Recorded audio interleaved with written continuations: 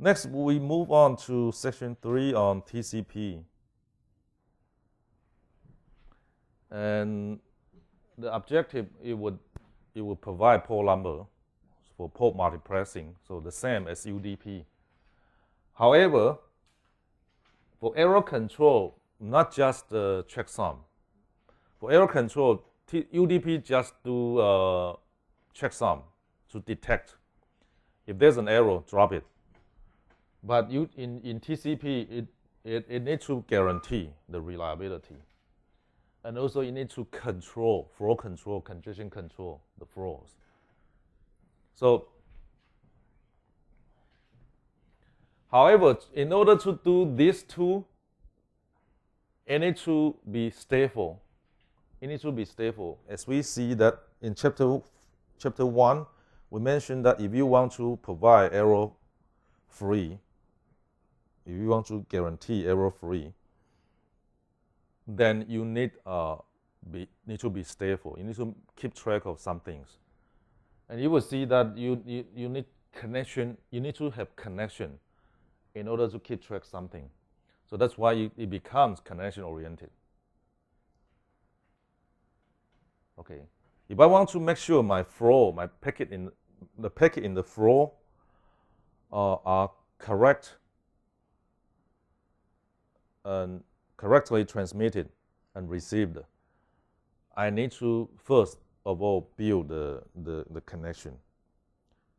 Okay, and then the connection, within the connection there should be something called sequence number, so that we can identify which packet we have transmitted or which packet has been lost.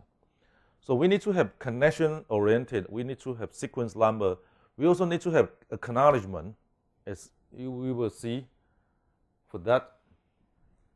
So you need to have, for that kind of reliability, you need to have connection. You need to have checksum to detect the error. If there's an error, you need to detect error, and you need to report if it's successful transmission, and also you need to retransmit. So some mechanism here: connection, checksum, acknowledgement, and retransmission. These are needed in order to make sure it's correctly transmitted and received. And you need to have flow control, congestion control for non-real-time application, especially for hard real-time, non-hard real-time applications, in order to keep the internet healthy. Well, you can say that, why bother to do this? Just if the transport, if the sender wants to send this fast, let it be. Then two parties will suffer. Two kind of people will suffer. One is the receiver. The receiver will suffer. If the sender is too fast, the receiver is too slow, then the buffer overflow will happen at the receiver, right? Another kind is the network is too slow. For example, the network has been congested, and the sender still pump a lot. Then the congestion in the network will be even more serious, even worse. So in order to protect the receiver and also protect the network, we need to regulate the sender. Okay, and if you want to protect the recipient, the receiver is called flow control. If you want to protect the network then it's called congestion control. So that's the way you differentiate flow control and congestion control. So when we say flow control, it means between the sender and receiver. When we say congestion control, it means between the sender and the network. Between the sender and the network. And also, you want to, the TCP could be used for interactive or bulk data transfer. Okay. the interactive one could be something like Telnet, which is interactive. You need to be fast, but the amount of data is quite small. Bulk data transfer could be file transfer, email. Those are much more data, but does not need to be super fast. So TCP also need to consider this. There's one question that you might ask. If we have connection, but we say the internet is connectionless. So these two sentences seem to conflict with each other, right? TCP is connection-oriented, but the internet is connectionless. What does that mean? When we say internet is connectionless, it means that the routers has no idea about the connections. They don't, in order to pump a packet into the internet, you don't need to establish a connection first, no. So that TCP connection is just between the host. The router are not aware of the connections. No, they don't. The router do not look into the transport header, do not look into the port number in the transport header. The router only look up to the IP header. Okay, so the connection, the so-called TCP connection is only between the client and the server, and the state of connection are only kept in the kernel. I mean the kernel of these two. The router do not keep the state still. The router do not keep theirs, are not aware of the connection, and they don't keep the state for those connections. So the internet is still connectionless, but there are some hosts which keep track of the connections end to end. Okay. And that's not all the hosts. Well, if you have hosts running UDP, then they are still connectionless. And if you have hosts running TCP, then running TCP applications, running TCP sockets, then it's connection oriented. So on the host, there could be UDP or TCP sockets running at the same time, and whether it's connection oriented or connectionless, it's all maintained by the host kernel. The routers are not aware of. That's the key difference. Okay, so you want to be reliable, so you need to have connection first. But for connection, you need to have a connection setup procedure. A procedure to set up, establish the connection. And also you need a procedure to terminate the connection. And it turns out it's the establishment is three-way, and the termination is four-way. And you would ask why it's not two-way only. Well, the client send a request and the server respond, okay, then it's done. It should be a done deal in just two-way. And the termination, the same, should be just two-way. Then how come it's 3 and 4? The reason for three-way establishment is because you need to have a number which is called sequence number, a number embedded in the request. And first of all, the client send SYN, synchronize. SYN stands for synchronize, and it's a connection request. Connection request, SYN, synchronize, and with a sequence number. And the sequence number is in the header of TCP. In the header of UDP, there's no sequence number, but in the header of TCP, there's a sequence number. How come I put the here? There's a sequence number. the UDP header is very simple, but the TCP header is a little bit complicated. You still have source port number, destination port number, and you also have a 32-bit sequence number and 32-bit acknowledgement number. This is for data, and this is that you acknowledge a data. So you need two numbers, two sequence numbers.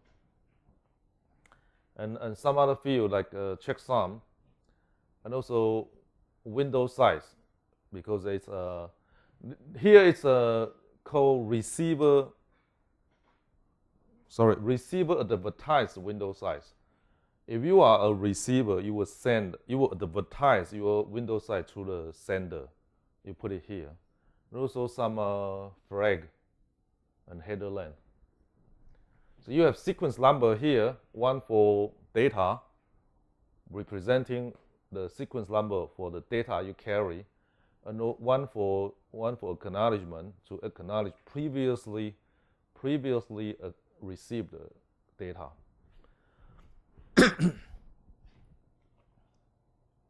So you need the sequence number in the connection request. Then the server side needs to send the ACK of SYN to ACK this. So I'm telling the client, okay, I got it, and I'm ready to accept segment with the sequence number x+1. But I also want to tell you my sequence number. So the server is telling the client its sequence number. And the sequence number of both sides are different. The client can start from 1,000. The server can start from 3,000. The sequence number does not need to be the same. They can start at different sequence number. So the server needs to tell it ACK and also SYN. And the client needs to ACK this SYN. The client ACK saying, okay, I got it, and I'm expecting data segment with a sequence number starting from y+1. Okay, so you need three-way. So again, the reason why you need three-way is because you need to in the connection establishment, you need to embed the starting sequence number on both sides, and the sequence number on both sides could be different. So you would have three-way establishment. Why four-way in termination? It's because the connection is bidirectional.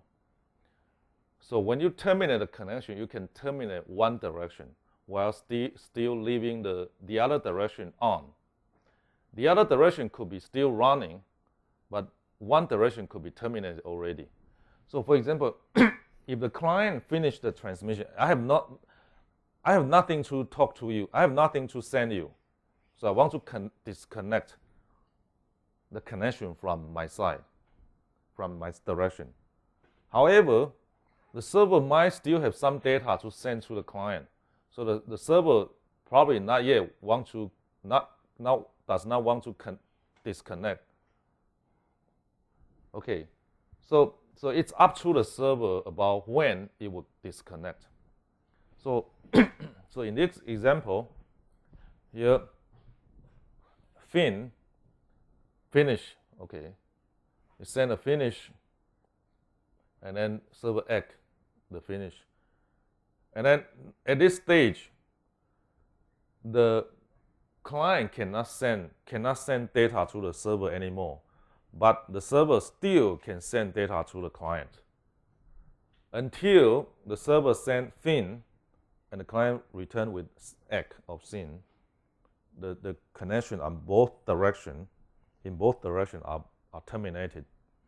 So why 4? Because it's bidirectional connections.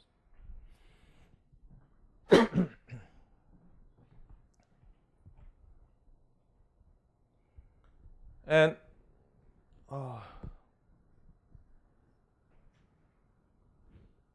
and why do we have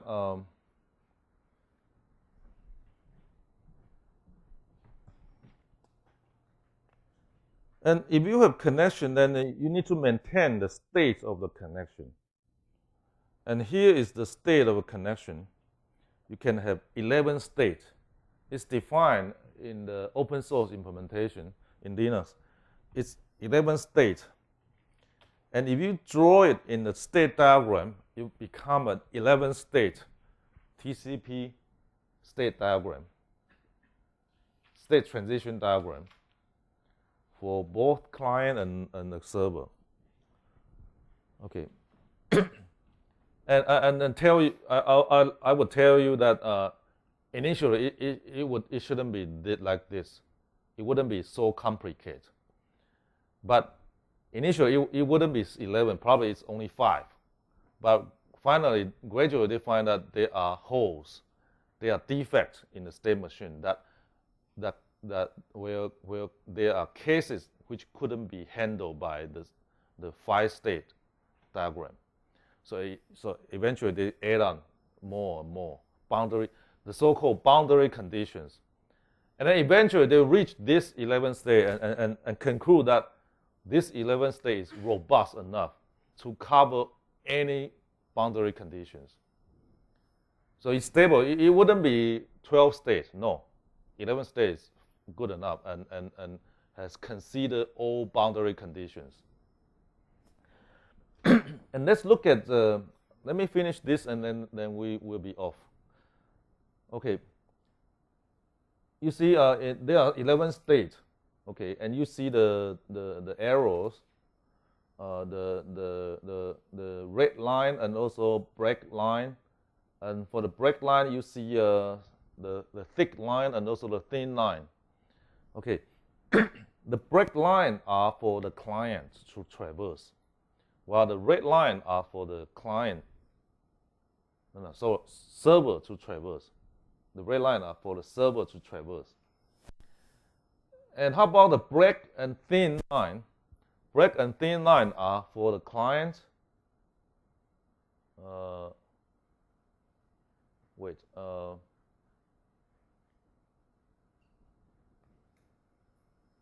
The black and thin line could be traversed by the client or the server. Okay, but they are boundary conditions.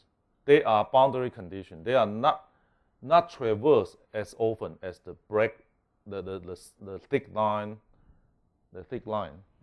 So let's look at the thick line first.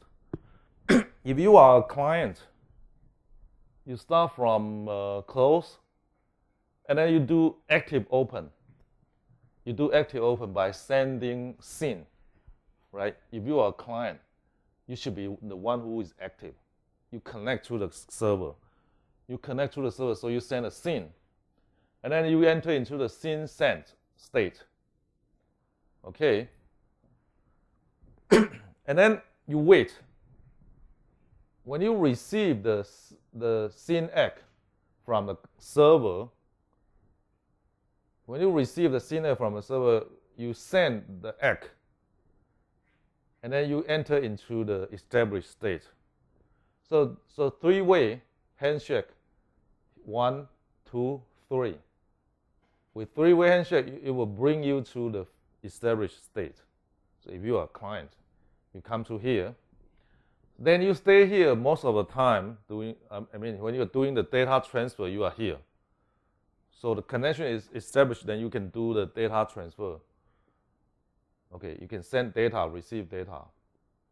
Once you are done, you want to close the connection. You call the close. When you call the close, the kernel, when the application, the client application call the system call close. Close is the system call. And in turn, the kernel will send a FIN. This is done by the application client, and the system call close will trigger a FIN message. TCP FIN message sent to the server, And then you come to here to wait. You wait for the acknowledgement from the server and send nothing. And then you wait for the server to send a fin. The server wants to connect in his direction. And then you send an egg. You come here. So here it's a four-way handshake. 1, 2, 3, 4, four-way handshake to terminate the connection. But here, you don't return to the close. You don't release the data yet. You have a time wait here. And the time wait is the maximum lifetime of a segment. Probably about 2 seconds. The reason why you wait here is because you want to make sure that the segment, no segment is pending out there in the internet. All the segment has been received. Okay. If you terminate right now without waiting here, without wait for a while, it is possible that some segment arrive, but you don't have the data structure to recognize the segment. So, so you wait a while here, and then go to the close, and then you release the data structure. You release the data structure for that connection within the kernel. So you go this way for the client. How about the server? The server needs to, from the close, it needs to go to the listen state, which is passive open, and it sends nothing. So into the listen state is to prepare the server itself into a state that is ready to accept client, Okay. So this should be done before client send the SYN. So the server needs to be ready first before it can serve any client. If the server is not ready and the client send a SYN, it would not be handled. Okay. So the server needs to be passive open here. And then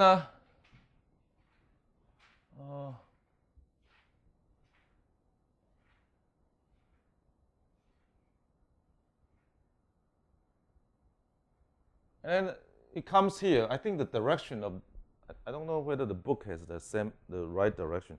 It should be going down. Should be going down. Is the book correct? Okay. How come the slide is incorrect?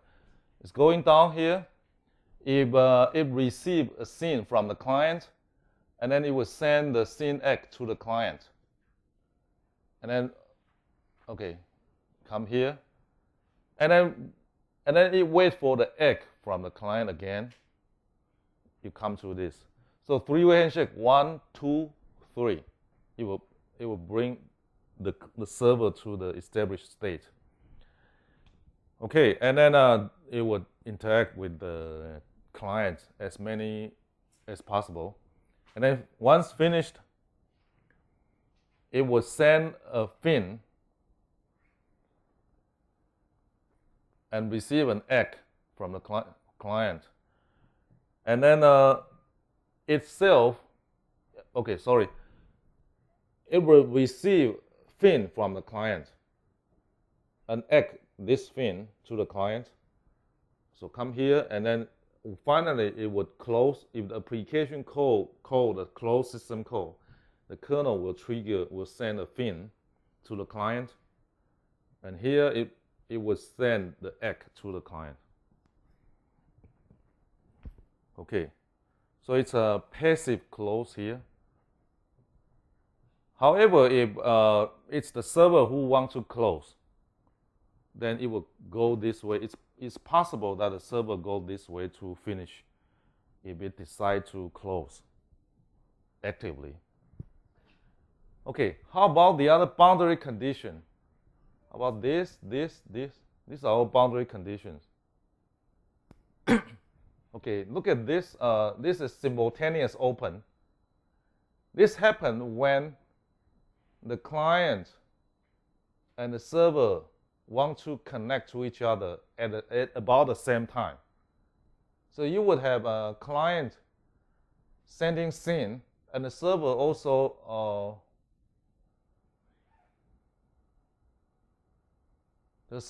sends SYN here. So the server does active open. The server send the SYN to the client, and then they will both receive the SYN. They will both send the SYN and also receive the SYN at the same time.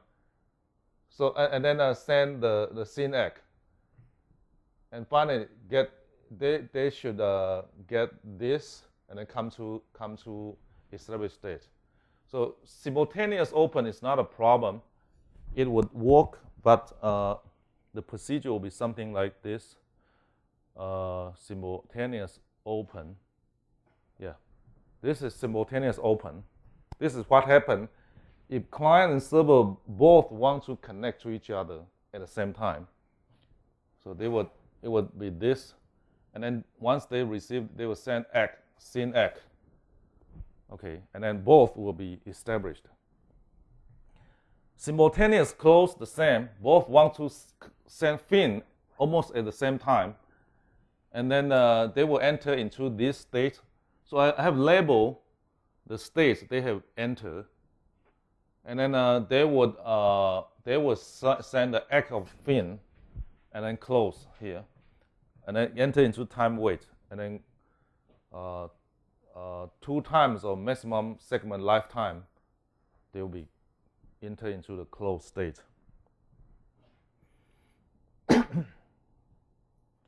Okay, so again,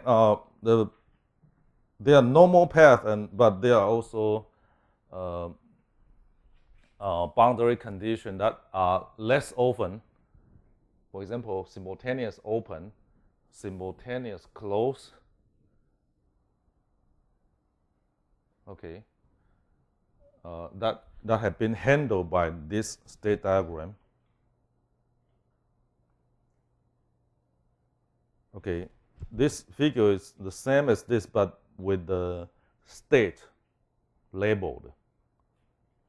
And this is the same 4-way handshake with the state labeled. And 2 boundary conditions we have seen: simultaneous open and simultaneous close. And there are further more boundary conditions. For example, in these 3,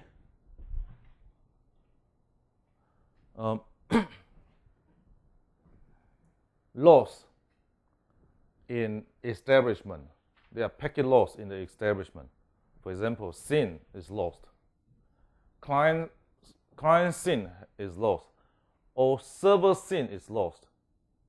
So client SYN lost, server SYN lost. What would happen?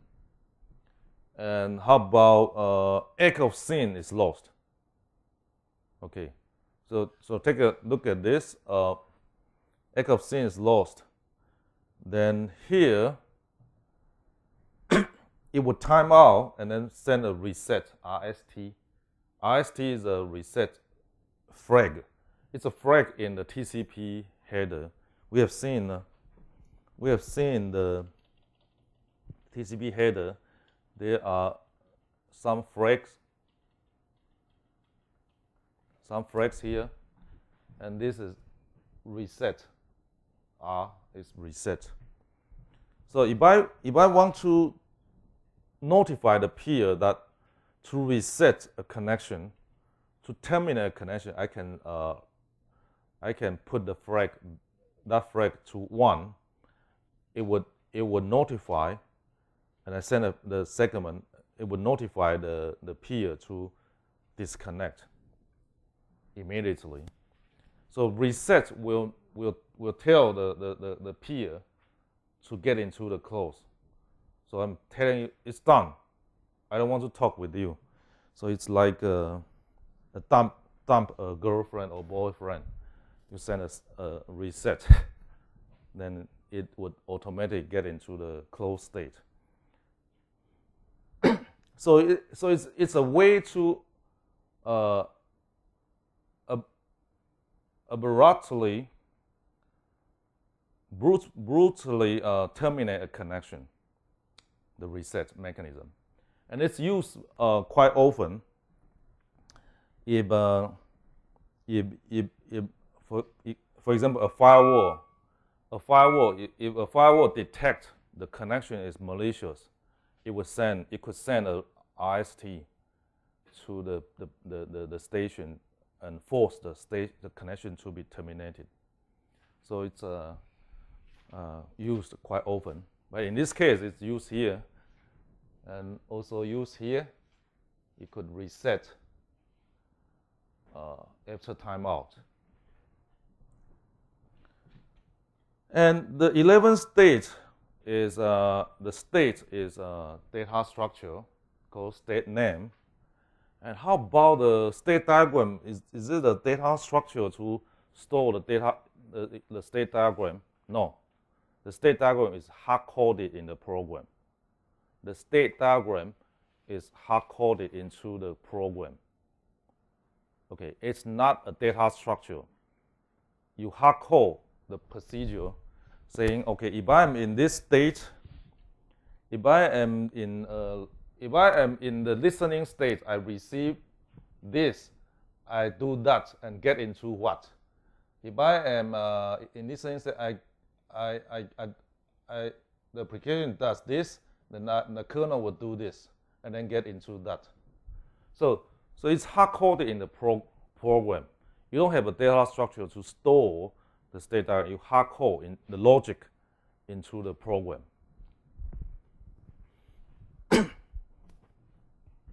But you need a state name to know, to keep track in what state you are in right now.